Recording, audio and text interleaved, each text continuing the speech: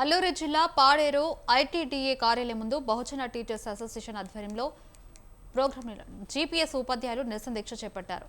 BTA జిల్లా ఉపాధ్యక్షులు లక్ష్మీశ్వరి మాట్లాడుతూ ప్రస్తుత కూటమి ప్రభుత్వం అధికారంలోకి రాకముందు ఉపాధ్యాయుల సమస్యలు పరిష్కరిస్తామని హామీ ఇచ్చి ఇప్పటికీ వాటిని అమలు చేయకపోవడం దారుణమని విమర్శించారు.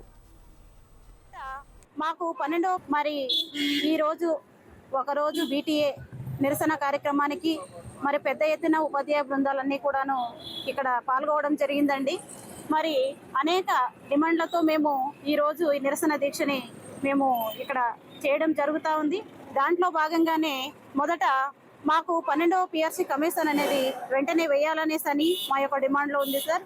అలాగే 30% ఏదైతే మధ్యంతర భృతి మాకు ప్రకటించాలని కూడాను మేము మరి డిమాండ్ చేస్తూ ఉన్నాము.